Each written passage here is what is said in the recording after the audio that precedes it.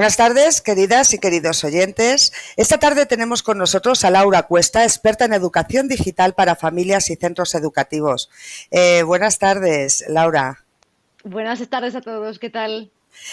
Laura, tú eres profesora de cibercomunicación, nuevos medios y emprendimiento en la Universidad Camilo José Cela de Madrid. Sí.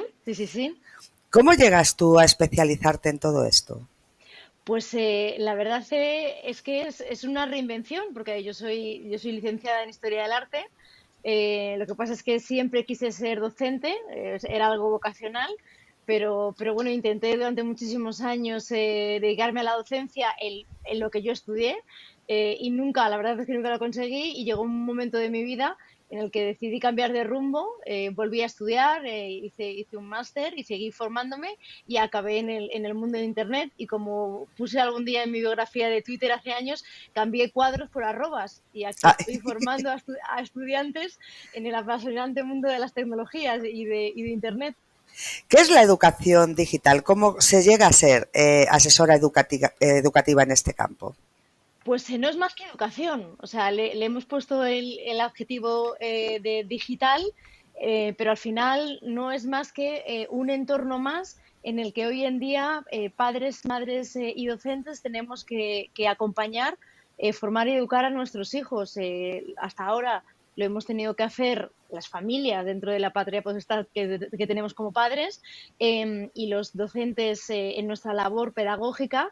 Y ahora, indiscutiblemente, en la sociedad digital en la que nos encontramos, ahora tenemos el deber también de formar y educar a estos nuevos niños y adolescentes que están creciendo rodeados de tecnología, que, ojo, no es que sean nativos digitales, en este nuevo entorno digital. Entonces, ahora su vida se despliega, ¿no? Y conviven, parte de su vida la hacen en el entorno físico y parte en el entorno digital, y les tenemos que ayudar a hacerlo de una manera sana, saludable y responsable.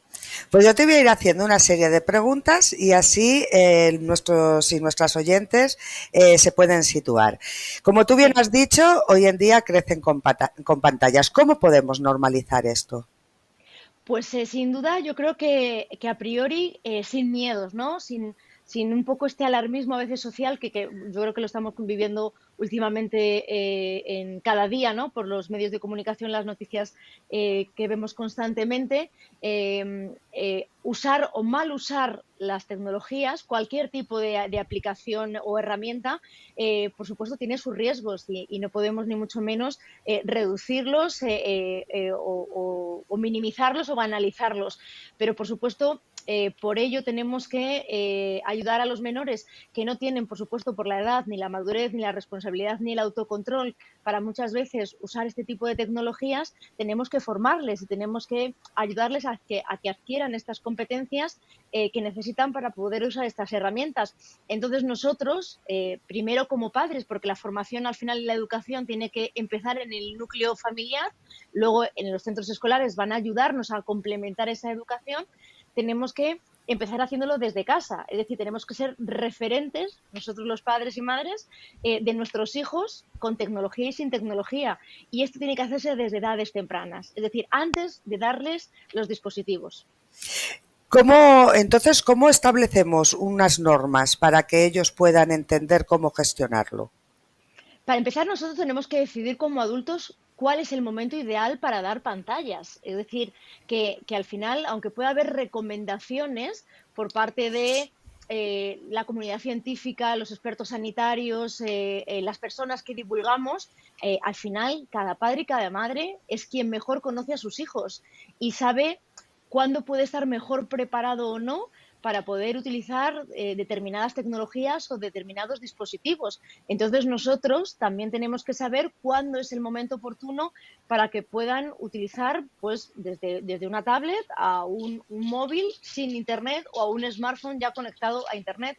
Entonces nosotros pues veremos, uno, por una parte, las características o las necesidades, en este caso de los menores, y también de la propia familia. Es decir, que nosotros necesitamos que ya tengan tecnología, preferimos retrasar ese uso de la tecnología porque, según nuestra filosofía y valores familiares, creemos que no es necesaria todavía en casa. Eso por una parte. Y luego, por supuesto, saber que, como todo en el ámbito educativo con nuestros hijos, se necesitan normas y límites. Es decir, tenemos que establecer unas normas de uso y buen uso, en este caso de las herramientas, para que ellos sepan que, por supuesto, la tecnología no es un juguete, sino que son herramientas, aplicaciones que les van a ayudar, en este caso, a socializar, a comunicarse, a aprender, a educar, pero por supuesto tienen que hacerlo de una manera del buen uso de la tecnología, y nosotros en este caso les vamos a acompañar para que eso ocurra. Has dicho que nosotros debemos de ser un referente para ellos. Sí. ¿Cómo podemos serlo? ¿A qué te refieres? ¿A que tenemos que dar ejemplo? Eh, lo primero es que tenemos nosotros al principio que conocer en los aspectos básicos de las tecnologías que van a usar nuestros hijos, que nosotros ya estamos utilizando y que van a utilizar nuestros hijos. Eso no significa que tengamos que convertirnos en verdaderos tecnólogos para poder formarles, pero indiscutiblemente, si vamos a dar unos dispositivos tecnológicos o digitales a nuestros hijos, tenemos que al menos comenzar sabiendo cómo configurar esos dispositivos, cómo establecer la privacidad y seguridad de cada uno de los dispositivos, las aplicaciones, las plataformas donde van a estar, para asegurar que realmente lo hagan de una manera segura y saludable. Tenemos que también saber al final cómo funciona cada una de las plataformas para poder protegerles. Es decir, si tienen sistemas de control parental, si no los tienen, si tenemos que nosotros ponerles o instalarles algún otro tipo de herramienta para protegerles, qué tipo de contenidos hay a los que pueden estar expuestos, si hay canales en los que pueden chatear con personas desconocidas. Es decir, todos esos aspectos que al final pueden poner en riesgo tanto su salud emocional como su salud física, lo tenemos que conocer previamente los padres. Y, por supuesto, dentro de esas normas y límites que establecemos en casa, aunque nosotros indiscutiblemente somos los padres y ellos nuestros hijos, pues si ayudamos un poco a cumplir nosotros también esas normas, lograremos ese bienestar digital familiar. Es decir, que si ponemos normas, por ejemplo, como que no debemos sacar dispositivos durante las comidas, las cenas en la mesa, porque es un momento en el que tiene que haber desconexión, pues por supuesto tenemos que ser los primeros en cumplirlo, que muchas veces yo creo que ya todos estamos acostumbrados a ir a un restaurante y ver que prácticamente todos los miembros de una familia están con los smartphones en la mano, tanto los padres como los hijos, como los tíos, como los abuelos. Es decir, que no, de nada vale, yo creo, que digamos a los menores que no pueden sacar la tecnología en la mesa cuando los adultos somos los primeros que lo hacemos. No estamos dando buen ejemplo. ¿A qué te refieres tú cuando dices que debemos de tener una actitud crítica y reflexiva? Pues porque yo creo que nos estamos enfrentando a un aumento exponencial, ¿no? de la llegada de nuevas tecnologías y cada vez más disruptivas, que tenemos que aprender a convivir con ellas. Estamos viendo cómo se está acelerando, ¿no?, el uso de las IAs generativas por parte también de los menores y adolescentes, y cada vez nos va a ser más difícil, y a ellos todavía más, el diferenciar, por ejemplo, lo que es contenido veraz de lo que es contenido manipulado, por ejemplo, o creado por este tipo de tecnologías. Por tanto, necesitamos formarles en esta actitud o pensamiento crítico para que ellos no se crean, ¿no?, cualquier cosa que se vayan a encontrar por Internet y las redes sociales, ya sea porque lo están viendo por cualquier canal que les llega, y tengan esa actitud siempre crítica de pensar, reflexionar y un poco, sobre todo en la medida de que no ayuden a difundir esa desinformación, ¿no?, que muchas veces nos encontramos por la red. Entonces tenemos que crear, ¿no?, ayudar a crear esta nueva generación de niños y adolescentes responsables y críticos frente a todo este contenido que cada vez estamos más infoxicados porque nos encontramos inputs de contenidos por un montón de canales, y cada vez nos es más difícil, indiscutiblemente, pensar si lo que estamos viendo, escuchando, leyendo es contenido real o no, es verídico o no. Entonces tenemos que ayudarles a que se pausen y tengan esa capacidad de controlar lo que están viendo. Laura, ¿cómo podemos utilizar la tecnología para que estos jóvenes no pierdan la creatividad? Por una parte, tenemos que saber que obviamente tenemos que buscar ese equilibrio entre lo que son las horas de pantalla y las horas sin pantallas. Esto es fundamental para encontrar este bienestar digital. Eso es obvio. Tenemos que fomentar lo que llamamos el ocio saludable, es decir, que las pantallas al final no vayan consumiendo horas de todas esas actividades sin pantallas que tienen que seguir realizando, es decir, que tienen que seguir realizando deporte, tienen que seguir escuchando música, quedando con sus amigos y amigas para salir a la calle, teniendo ratos familiares.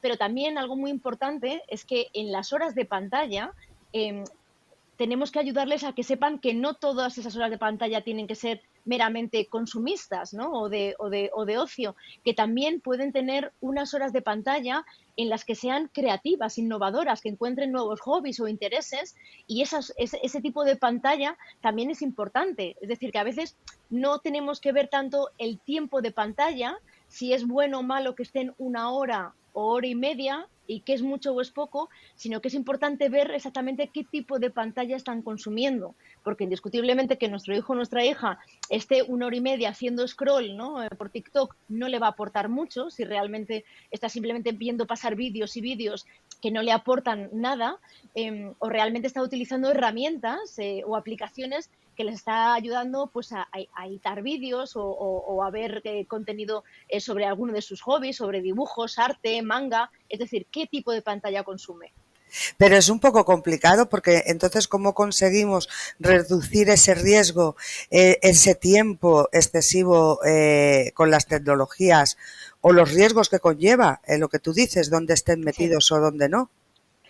Cono- o sea, es básico y principal o sea, conocer a nuestros hijos y conocer su entorno y conocer qué están haciendo. Por eso, lo que te decía al principio, las conversaciones y el diálogo con ellos es fundamental. Es decir, de nada sirve, como estamos haciendo últimamente, el darles los dispositivos cada vez a edades más tempranas, porque por las estadísticas vemos que estamos dando móviles, ¿no? Con conexión a Internet a edades muy tempranas, ya niños, vemos a niños con 9 y 10 años que tienen estos dispositivos, muchas veces sin ningún tipo de supervisión parental, es decir, que les damos la tecnología pero no les estamos acompañando y además no estamos creando ese clima de conversación y diálogo en casa. Entonces no sabemos exactamente qué están haciendo con los dispositivos, no sabemos realmente ni qué aplicaciones utilizan, ni a quién siguen, si están en redes sociales, a quién siguen y por qué les interesa.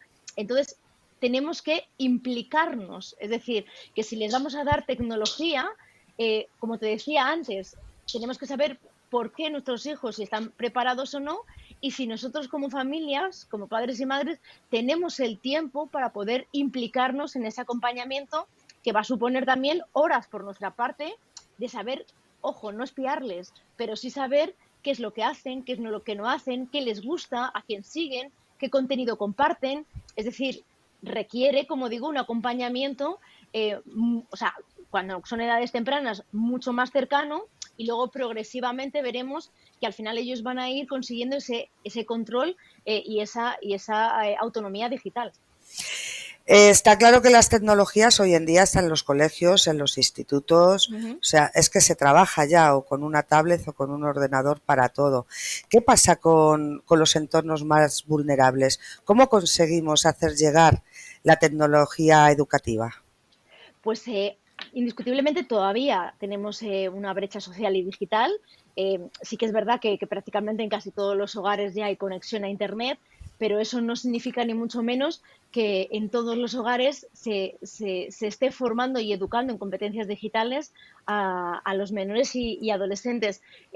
Por ello debemos saber que muchas veces los centros escolares va a ser el único sitio donde esos niños y niñas de entornos vulnerables vayan a poder adquirir estas competencias, porque muchas familias, ya sea por temas pues, socioeconómicos, ya sea por problemas pues, de vinculación tipo laboral, por muchísimos problemas y entornos, ¿no? Como digo, en contextos vulnerables, al final no pueden hacer este acompañamiento, ¿no? En lo que es la alfabetización digital de sus hijos. Entonces, como digo, al final muchos centros escolares y docentes son los que tienen que hacer este acompañamiento y esta formación.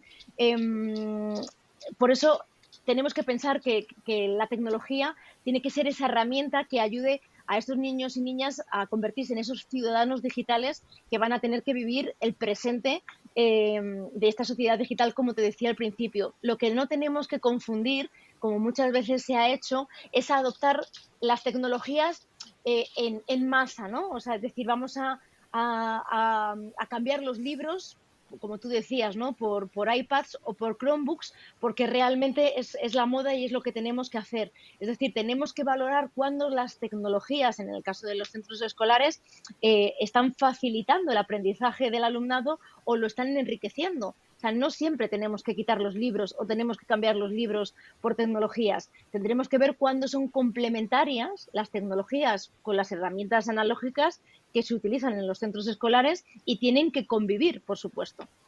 Y los mayores, porque los mayores también son un entorno vulnerable.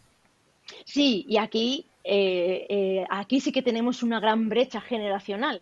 Es decir, muchas veces estamos viendo cómo para cualquier trámite hoy día prácticamente ya se tiene que hacer de forma telemática y estamos obligando a muchas personas mayores a hacerlo de manera, como bien decimos, de manera digital cuando no tienen, ellos sí que no tienen la capacidad ni la formación para hacerlo. Y ojo, también tenemos que pensar que también tenemos todos los ciudadanos el derecho a la no conexión. Es decir, que a lo mejor realmente ya no es por la formación en competencias digitales o no, que yo a lo mejor realmente no quiero estar conectado y también tengo el derecho de poder acceder a cualquier, como decíamos, a cualquier derecho que tengo como ciudadano a día de hoy todavía y que no me obliguen a hacerlo de manera digital o telemática. Así que tenemos ahí una problemática y una disyuntiva bastante grande porque indiscutiblemente la tecnología está a día de hoy implementada prácticamente en todos los sectores, que ha habido una transformación digital por la cual se están digitalizando prácticamente todas las empresas, tanto públicas como privadas, pero la población todavía a día de hoy no está capacitada, ni mucho menos. Laura, ¿cómo pueden ver nuestras y nuestros oyentes la labor y el trabajo que haces? Pues intento en mi página web, que al final es un proyecto personal, porque sí que vi un poco la necesidad que tenían muchos padres y madres de tener esta orientación, a veces por esta necesidad de no saber cómo, por lo que tú decías, ¿no? De cómo poner normas y límites en casa cuando ya tienen a sus hijos con tecnologías, a veces porque no saben cuál es el momento ideal de dar tecnologías o pantallas a sus hijos y a veces también por no encontrar los recursos, porque, a ver, hay muchos recursos por parte de instituciones, entidades, fundaciones, recursos gratuitos para las familias, para ayudarles, ¿no? En este proceso, pero justamente las personas a lo mejor que más lo necesitan no saben realmente cómo llegar a todos estos recursos. Entonces, como digo, monté este proyecto personal de educación digital para familias para poder ayudar a divulgar, para poder facilitar tanto libros en papel como recursos digitales de muchas entidades que siempre están facilitando, ¿no? Y publicando guías y recursos para ayudarnos a configurar un control parental, para saber cómo funcionan pues desde los controles en los videojuegos que utilizan nuestros hijos, a cómo se actualizan las políticas de privacidad o configuración de las redes sociales en las que están. Entonces, todo esto intento ir actualizándolo, como digo en mi página, para que los padres puedan estar informados y puedan un poco guiarse, ¿no? con todo esta vorágine de mundo que es el entorno digital. No sé si hemos dicho el nombre de la página web, Laura. Educación digital para familias. Ajá. ¿Tú crees que algún día veremos que sabemos gestionar la tecnología? O sea, es realmente un reto. O sea, tenemos un gran reto por delante porque la tecnología va mucho más rápido que nosotros y esto lo estamos viendo no ahora, prácticamente desde que surge Internet y el mundo de la informática hace de Bueno, 60 años, yo creo desde estamos que viendo. surge el teléfono móvil. Bueno, y antes, por eso desde que empiezan a conectar, ¿no? Los primeros ordenadores. Como digo, tenemos muchos retos siempre por delante, y para las familias yo entiendo que es realmente complicado porque además cada vez tenemos menos tiempo, la conciliación nos hace muy difícil muchas veces tener que dedicar el poco tiempo que a veces nos queda para, para aprender a formar y acompañar a nuestros hijos ahora en todo este mundo, ¿no? También que tenemos que acompañarles, pero también nos da muchas oportunidades, es decir, que solo pensemos que fue del 2020, pensemos que hubiera sido, ¿no? El confinamiento sin la tecnología y si no hubiéramos podido teletrabajar, telestudiar, el poder comunicarnos con nuestros seres queridos. Es decir, que al final tenemos que pensar todas las oportunidades ahora mismo que estamos hablando tú y yo, gracias a la tecnología. No podemos pensar que tecnología solamente son las redes sociales o son los videojuegos. Les va a dar y les va a ofrecer muchísimas oportunidades a estas nuevas generaciones. Van a surgir un montón de profesiones que ni siquiera a día de hoy nos imaginamos y tenemos que formarles y prepararles para todas esas profesiones que, como digo, ni siquiera a día de hoy sabemos cuáles son.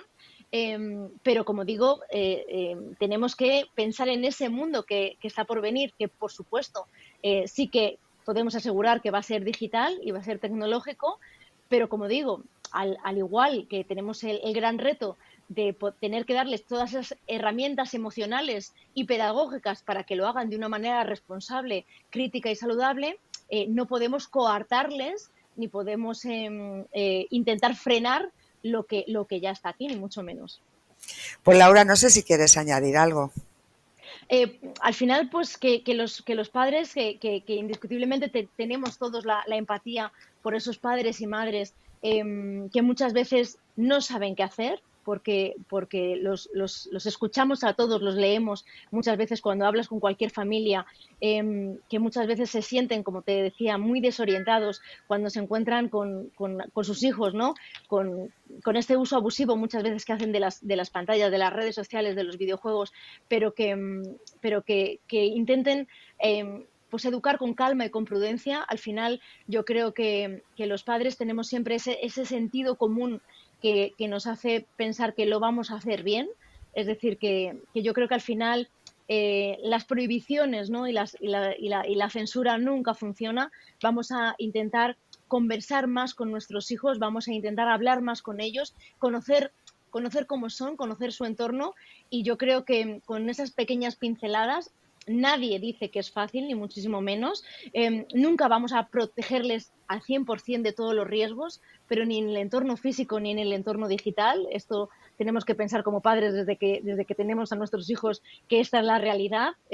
Nunca les vamos a poder sobreproteger y evitarles todos los riesgos, pero si les acompañamos de una manera cercana, si estamos ahí muy cerquita de ellos, sabemos que bueno, les vamos a poder preparar, como digo, para esta vida que van a vivir, que al final van a tener que ser personas independientes en todos los entornos, y yo creo que esto es la mejor herramienta que les podemos dar como padres y madres.